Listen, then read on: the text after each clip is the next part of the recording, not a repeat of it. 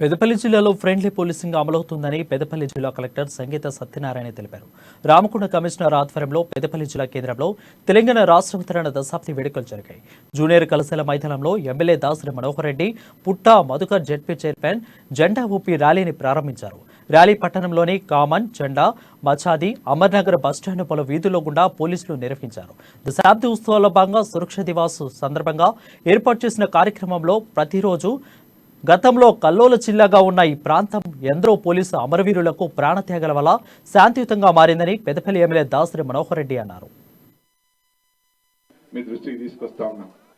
ఏ ప్రాంతమైన అభివృద్ధి చెందాలంటే ఎక్కడైనా ప్రజలు సంతోషంగా ఉండాలి అంటే శాంతి భద్రతలు కట్టుదిట్టంగా ఉంటేనే మరి ఆ ప్రాంతం అభివృద్ధి చెందుతుంది.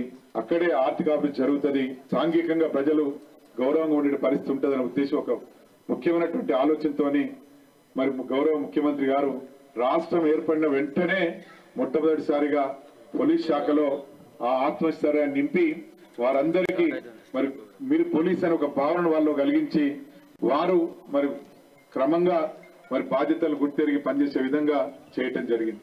ఇవాళ దాని ఫలితంగానే ఇవాళ ఒక ఫ్రెండ్లీ పోలీస్ అనే ఆలోచన